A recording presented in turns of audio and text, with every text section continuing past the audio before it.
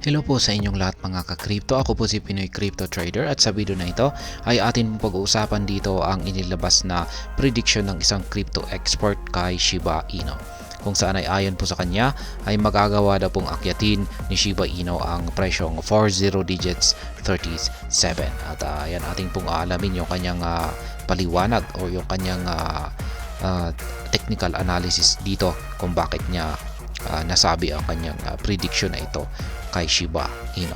Pero bago pa tayo magpatuloy ay nais ko lamang po munang bigyang linaw ang aking disclaimer kung saan ang nilalaman po ng video na ito ay hindi po ito isang financial advice. For education and information purposes lamang po ang layunin nito. Maliban po dito ay nais ko na rin pong magbigay babala na wala pong kahit anumang group chat ang Pinoy Crypto Trader. At ayan, ang sabi rito ay Shiba Inu's historical attachment to Dogecoin could see SHIB rise by 20% in the coming days, according to a prominent analyst. Kaya ayan, meron na po pong isang kilalang crypto analyst or eksperto pagdating po sa pagte-technical analysis dito sa mga cryptocurrencies ay ayon po sa kanya ay meron daw pong isang historical attachment or malapit na kaugnayan itong si Shiba Inu kay Dogecoin. At dahil daw dito ay ito yung parang dahilan na kanyang ginamit na basihan kung bakit si Shiba Inu ay makakaranas po ng 20% na paglago sa mga susunod or paparating na mga araw. At ayan, Shiba Inu is currently trading at 40 digits 27 and will have to garner momentum quickly for the prediction to come through.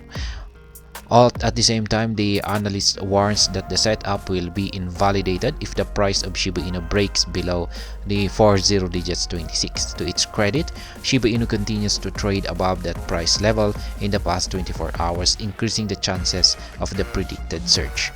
Kaya yan, ayon po sa analyst na ito, yan po si Crypto Money King. Siya po ang naglabas sa kanyang prediction, naglabas sa prediction na ito para kay Shiba Inu.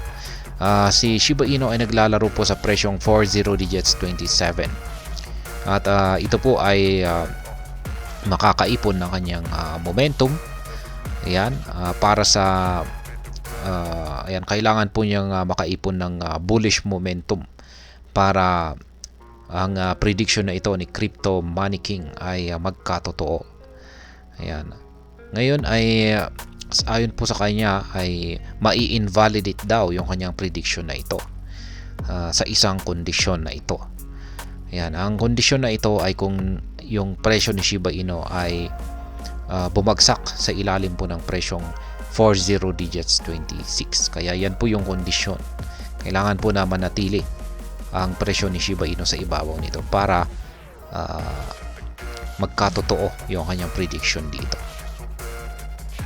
Ayan, at hanggang ngayon naman ay nananatili pa rin naman na nasa ibabaw ng 40 digits 26 ang presyo ni Shiba Inu. Kaya ibig sabihin ay valid pa rin yung kanyang prediction dito. Ito po, meron po siyang inilabas na tweet dito na may kasamang chart na siyang nagpapaliwanag po sa kanyang analysis dito kay yung kanyang prediction dito kay Shiba Inu. Ayan, 2 hours po ito na time frame, wala po ito sa datos ni Bitget.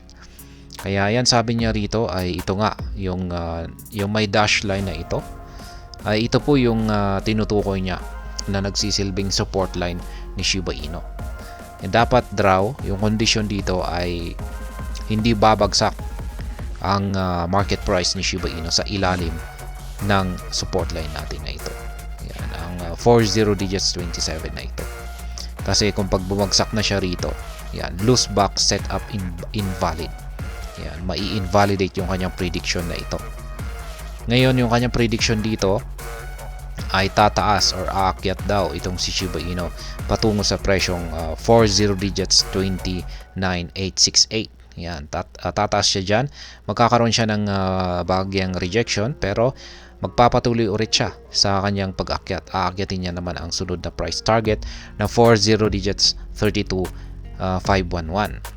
Ngayon, kapag binanggan niya ito ay magkakaranas po siya ng rejection at magkakaroon ng correction or retest dito sa 40 digits 29868. Pero pagkatapos niyan ay dito po siya makakaranas ng matinding price surge at aakyatin na po niya ang price target na binanggit dito ni Crypto Money King na nasa 40 digits 37,174. Yan po yung kanyang price prediction dito or price projection sa kanyang prediction sa magiging paggalaw or pag-angat ni Shiba Inu sa hinaharap. At ayan, hanggang dito na lamang po tayo sa video na ito. Sana po ay inyong nagustuhan ang aking paliwanag dito. Kung inyo po itong nagustuhan ay pakiclick lamang po ang like button nito. Para naman po sa mga bago lamang dito, kayo po ay aking inaanyayahan para mag-subscribe. Pakiclick na rin po ang bell icon nito dahil ito po ang siya magsisilbing notification nito sa mga bago kong videos na akin pong ina-upload sa aking YouTube channel na ito. Marami pong salamat sa panonood, ingat po tayo lagi at God bless po sa ating lahat.